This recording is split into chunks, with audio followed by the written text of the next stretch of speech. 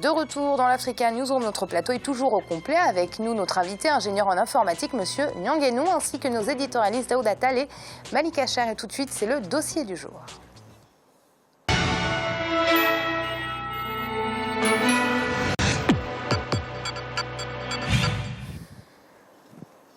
La société togolaise Le Monde de l'Énergie innove dans la fabrication de voitures. Elle a mis sur le marché des voitures écologiques et économiques. Il s'agit de véhicules assemblés au Togo disposant de panneaux solaires mais aussi de batteries électriques. Et c'est Aimé Fakofi, notre correspondante au Togo, qui nous les fait découvrir. Regardez donc son reportage.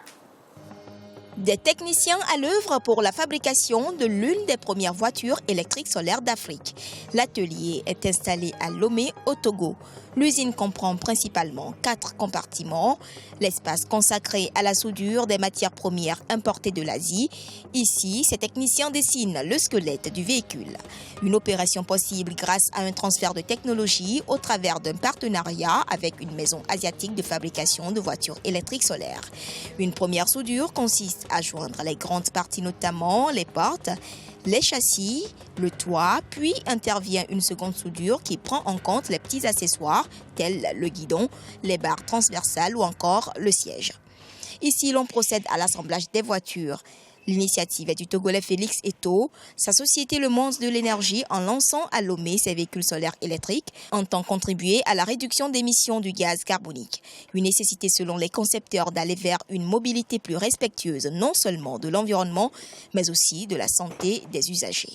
Ici, sur le cas, on passe à l'assemblage des panneaux solaires, des sièges, des batteries, genre tout ce qui concerne l'électricité, le câblage de la voiture. Après le ponçage, les accessoires sont installés sur le squelette de la voiture. La voiture assemblée est maintenant testée dans un 4e compartiment avant sa mise en circulation.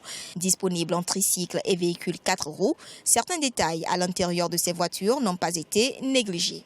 Tous ces véhicules sont fermés à vitre, même si ce sont des tricycles, pour que ceux qui sont à l'intérieur soient à l'abri de la pluie, du soleil, de la poussière.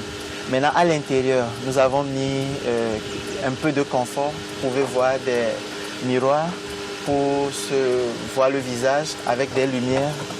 Et vous pouvez aussi remarquer de la radio avec un port USB pour mettre le conducteur à l'aise.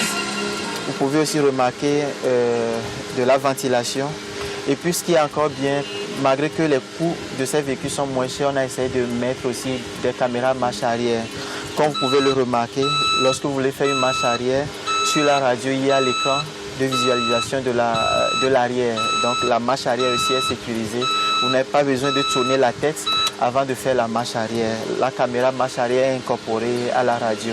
Avec les systèmes solaires combinés aux véhicules électriques, c'est 0% d'émissions de gaz carbonique. Son utilisation revient moins cher aux propriétaires car ne disposant pas de moteur à carburant.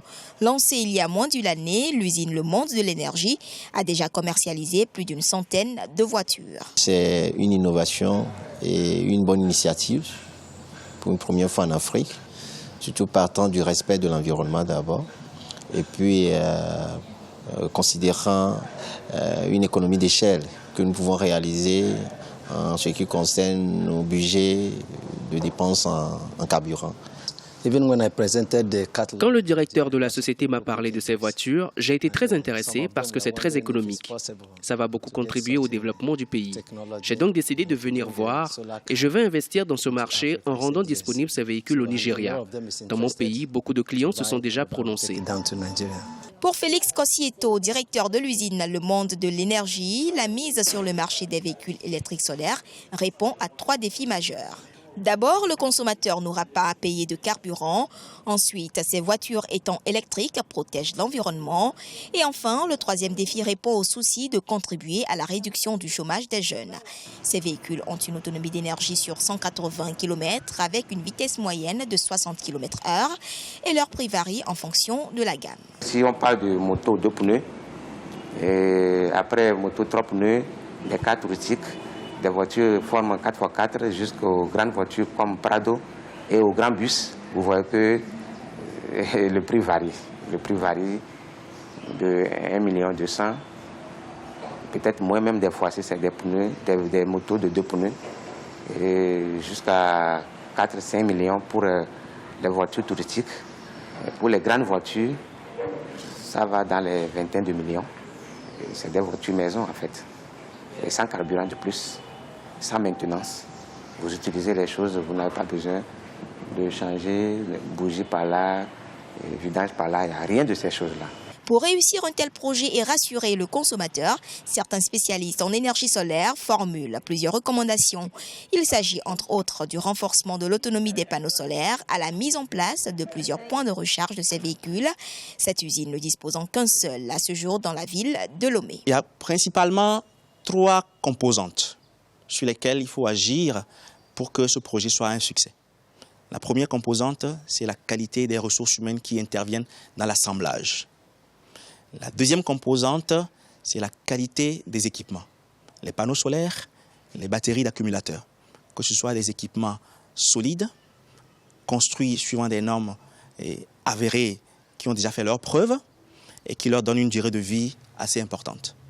Et la troisième composante, c'est la composante service après-vente, notamment la formation des garagistes, la construction des stations de recharge.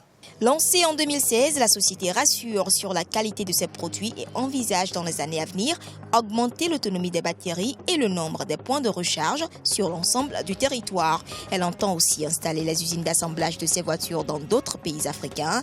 Pour l'heure, la société Le Monde de l'énergie dispose d'une mini-station de charge solaire avec une installation de 2 kVA pour une transmission d'énergie de 220 volts. D'autres usines de fabrication de ces véhicules solaires électriques sont en cours d'installation à Lomé, la capitale togolaise.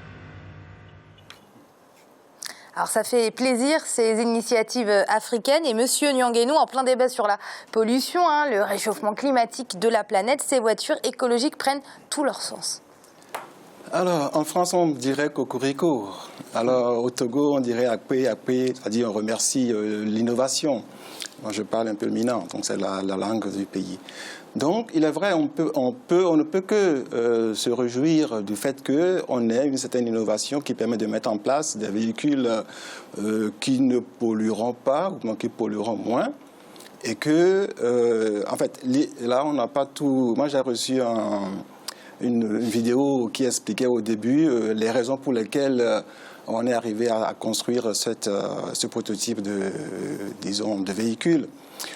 Pourquoi? C'est parce qu'on a dit que nos parents, nos mamans vont dans les champs, ils n'arrivent pas à transporter tous leurs effets, toute leur production, et par conséquent, ces petits véhicules vont pouvoir traverser les champs pour aller les aider. Donc, c'est bien. Alors, le problème, c'est bien, moi, on est d'accord sur le principe. Mais le problème principal, c'est quoi? Il y a quelqu'un qui en a parlé tout à l'heure, il a énuméré trois facteurs. Les facteurs de maintenance, les facteurs de technicité, les facteurs de ressources humaines. Donc, si on arrive à combiner tous ces facteurs, on arrivera à une bonne échéance. Mais malheureusement, on constate quand même que déjà ici, le problème de véhicules électriques solaires ne fonctionne pas bien. Il y a des échecs techniques que l'on constate sur le marché. Alors, je voudrais savoir si on peut vraiment... C'est vrai, développer les choses sur le long terme ou pas? C'est ça qui est le problème principal. Oui, c'est la question, Daouda, parce que là, on parlait d'une initiative privée. Si on espère un jour voir le Togo avec un parc automobile écologique important, il faudra familièrement que l'État mette la main à la pâte. Ah oui, l'État, effectivement, pour soutenir ces entreprises-là, cette entreprise qui développe justement le monde de l'énergie, en même temps, je dirais que l'État devrait surtout faciliter de la logistique, enfin l'installation des points de recharge, un certain nombre de choses comme ça. L'État et les collectivités locales, bien entendu. Après, je ne m'attends pas à ce que l'État finance forcément ce type d'initiative. Qui est quand même de l'ordre privé d'abord. Et d'ailleurs, c'est important que ce soit développé par des privés parce que ça permettra d'aller plus en avant vers la concurrence. Puisque, bon, on sait que les entreprises de l'État, c'est souvent à coût de subventions. Et après, le FMI va arriver pour interdire les subventions, etc. Donc, je pense que c'est bien que les privés togolais s'y mettent. Maintenant, je pense que c'est une belle initiative qu'il faudrait serait dupliqué et que les autres États qui sont autour puissent aussi permettre l'installation d'usines de montage.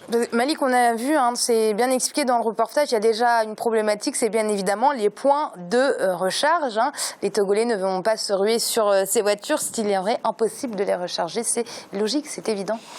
Oui, tant qu'on n'a pas les infrastructures nécessaires pour permettre justement à ces particuliers, parce qu'on vise, là ça parle des entreprises, on vise les particuliers.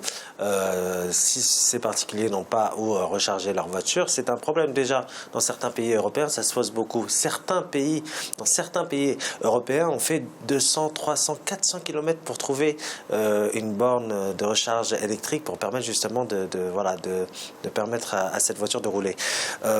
Mais il y a une chose qui est quand même assez frappante, c'est que tant que le coût d'une voiture électrique sera supérieur au coût d'une voiture normale en termes d'entretien, en termes justement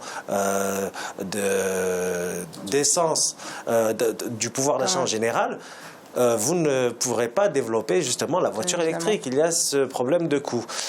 Et moi, je dirais que l'État doit montrer l'exemple en, par exemple, s'attaquant au problème des transports urbains. S'il y a cette volonté politique, c'est déjà bien, avec une densification des transports urbains, des transports propres qui permettraient justement une meilleure fluidité, une meilleure mobilité des Togolais au sein de leur ville. Alors, Monsieur Nyangenion, une initiative à louer, car on parle là de voitures vertes, mais aussi et surtout parce qu'elles sont construites au Togo. Oui, bon, ce n'est pas parce que c'est construit au Togo que c'est nécessairement une bonne opportunité.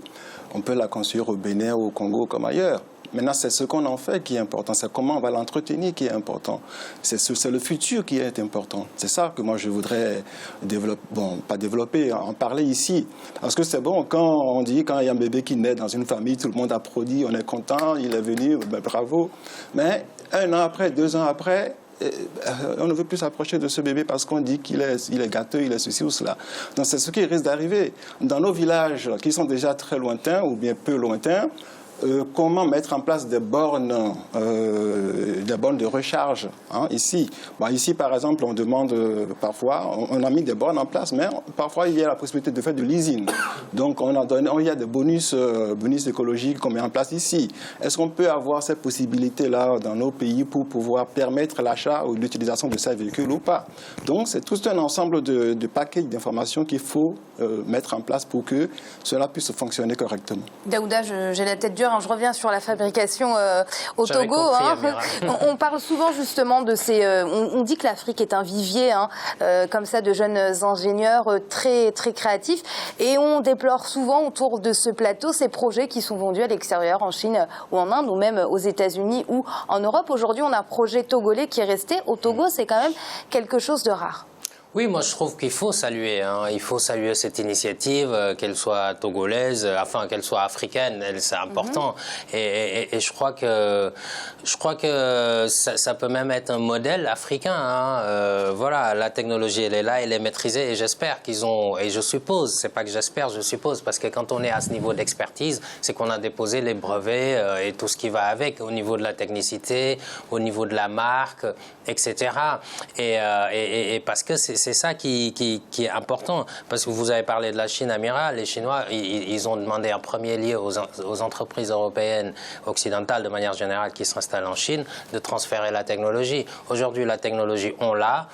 C'est à nous de l'essaimer en Afrique et pourquoi pas de l'exporter hors d'Afrique. Mais pour cela, il faut quand même être très très compétitif. Je pense que le chemin est encore long, mais on peut vraiment féliciter cette initiative qui, à mon avis, sort vraiment du lot. Monsieur Nyangenion, très rapidement. Juste ajouter qu'on a déjà eu des exemples au Cameroun, il y a 2 ou 3 ans. On nous a montré un modèle de véhicule qui avait été construit là-bas. On n'entend plus parler. Également au Nigeria, on en a parlé, qu'il y a des assemblages de véhicules qui se font au Nigeria. On en a fait tempête autour. Jusque-là, moi, j'aurais souhaité qu'on fasse une évaluation de ces projets-là et leur mise en œuvre pour savoir, dans tel pays, on a eu tel modèle, qu'est-ce qui s'est passé au bout de 5 ans, au bout de 10 ans, pour qu'on puisse apporter des correctifs aux technologies que l'on met en place. C'est ça qui est très important. Oui. Alors Malik, la construction au Togo a pu se faire grâce au transfert de compétences d'une société asiatique, justement. On parle souvent ici du transfert de technologie qui peine à se concrétiser, malheureusement. Oui, c'est un problème qui est africain. Le transfert de technologie a du mal à se concrétiser parce qu'on ne négocie pas en amont les contrats. C'est-à-dire qu'on accorde beaucoup de contrats aux sociétés étrangères, mais on ne négocie pas forcément la technologie. C'est pour ça qu'on a eu ce retard et qu'on était, par exemple, en Afrique, très dépendant des industries européennes et américaines. Mais maintenant, ça se fait de plus en plus parce que l'Afrique a compris qu'elle avait des potentialités et que son marché était fructueux. Juste une chose, on n'arrivera pas à baisser les coûts, justement, on parlait de cette voiture électrique, tant qu'on ne passe pas par la phase industrialisation. Qui dit phase d'industrialisation dit mise en place des infrastructures, électrification de tout le pays, bien sûr l'autonomisation aussi. Oui, l'automatisation dans les industries, pardon. C'est un souci majeur qu'il faut régler dans les pays africains. Et c'est l'heure de marquer une courte pause. On se retrouve dans un instant. À tout de suite.